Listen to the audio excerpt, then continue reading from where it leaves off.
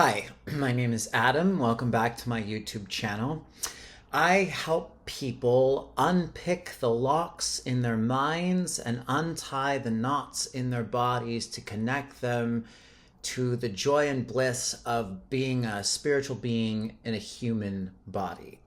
Today, I'm going to talk a bit about confusion. Confusion is one of my favorite topics. I suppose I didn't realize that till now, but because it's a state that I've spent most of my life in. So I'm going to be talking a bit about confusion, how we can become comfortable with confusion, what confusion is telling us, and what to do about it. So stay tuned.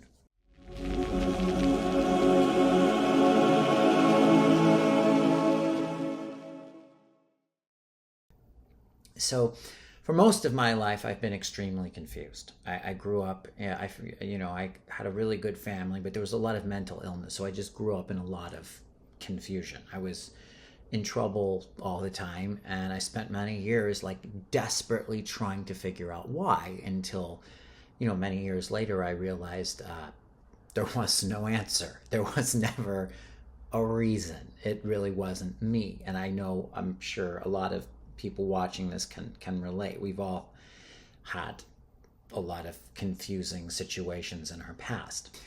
But what it did was it triggered this response in me to always want to figure things out.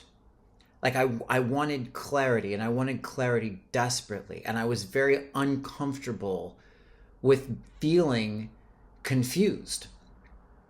Like I felt like I needed an answer as soon as possible. And it created this pattern in my brain and in my body where I would start kind of grinding on concepts, just obsessively thinking about them, trying to get an answer.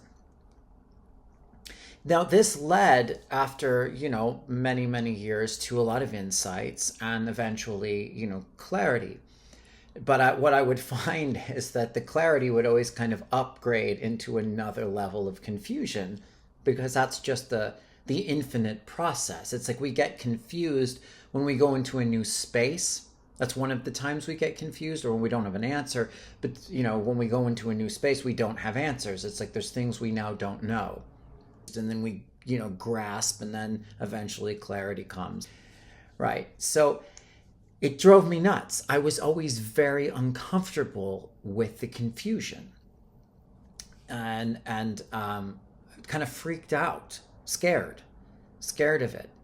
And it drove me like to develop my analysis skills, to develop my logic, to have deep insights into things. And I was very grateful for it. But for many years, I had never made peace with it. And this is very common. I imagine many of you can relate to this.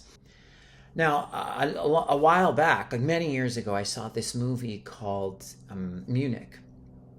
And in Munich, the lead character, Eric Bana, I was having a conversation with somebody, I don't remember exactly what, he was like a spy, right? And they asked him something to the extent of like, how do you do this? Or how are you okay in these situations? And I just remember his answer. His answer was I don't know. I've just always been very comfortable with confusion.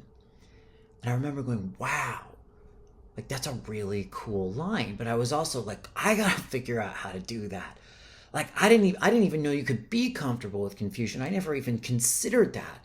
And I was like, I got to figure out how to do that. How do I become comfortable with confusion? So I started like spinning on that and obsessing on how to accomplish that, which really only led me to be, a lot more confused because I was spinning into confusion.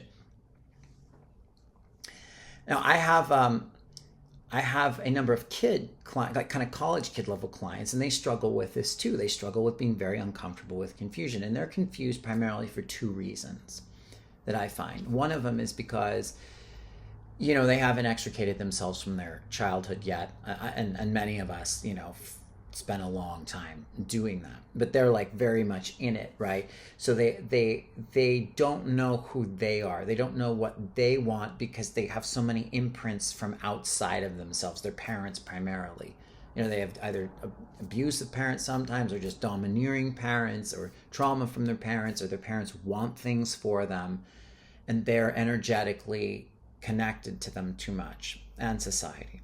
The other reason, though, is because they're fucking kids and they're not really supposed to know anything yet. And they don't know that. They don't know that clarity comes over time through living.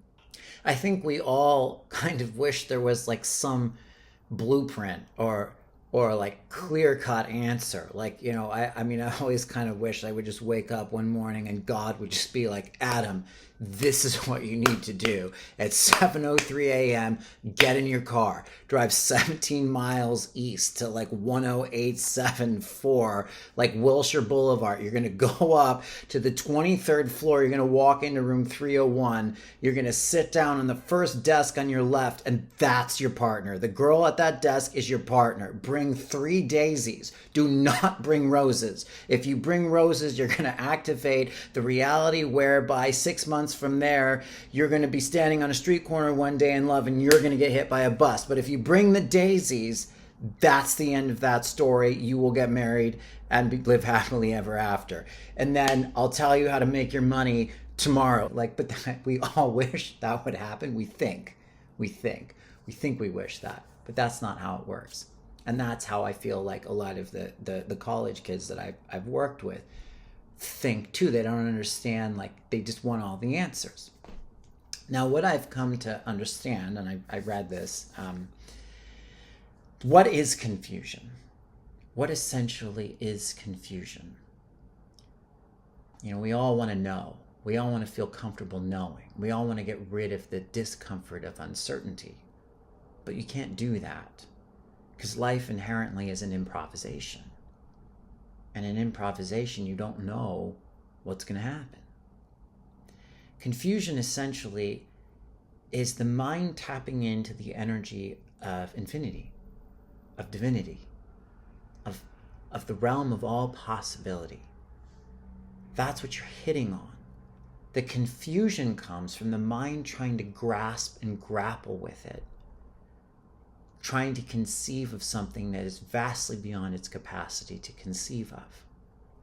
When you begin to understand that, you can start to become comfortable in just letting go into the confusion, almost trusting specifically, we're always told to trust, but the mind's like, trust what? It's like too many options. Trust the confusion. And when you do that, there's this blissful peace that kind of comes in. Just kind of the peace of knowing that you don't need to know. Because the mind always wants to get it right. It just wants to get it right. So one of the ways to hack this, and this is one of the solutions, one of the ways to hack this is to know that not being able to get it right and not being able to know is getting it right. You're getting it right by not getting it right. You're getting it right by not knowing. It's the resistance that's really the issue with most things in life. Like the fear of fear is way worse than fear. And the fear of not knowing, and the fear of uncertainty, and the discomfort of it is what's so frustrating. So with confusion, we want to look at what prompts it, because a lot of times confusion can come from our environment, right? From trauma. So if you're in trouble all the time, or you were hit or something like that, then your mind is going to be trying to figure out kind of what you did to cause it. That a lot of confusion can come from that place, and the answer generally is nothing. It's not your fault. And I think that's an important thing for all of us to realize with anything from our past. It's not your fault. It becomes your responsibility though. Because when you gain awareness into things, then you have a choice whether you want to keep staying in those states or you want to actually do something about it. Because the more that you blame your past, the more you're giving your power to your past, the more you're abdicating responsibility, and then you can't change it. So you always want to take ownership when you can. But then for more, for confusion that's more, present time, or, new circumstances, or just in general in life, you just the concept of even intending to make friends with your confusion, and understanding that there's two solutions really. It's being okay with it, and two, taking actions, particularly ones that call to you. It's kind of like, Heath Ledger's Joker, right? It's like, I just do things, right? You just do things. And the clarity comes from the actions, from the flow, from the experience. Because there's no right answer. That's why we get so frustrated with the confusion, because we're looking for the right answer. Sometimes there's a better answer. There's no right answer. And any creative person will tell you. The ideas, the visions always come when you've just kind of thrown it away. When you're in the shower, or you're going for a walk, or you're watching TV. So I hope that helps. Please let me know what you think in the comments. Please feel free to like and subscribe. And again, my name's Adam, and until next time.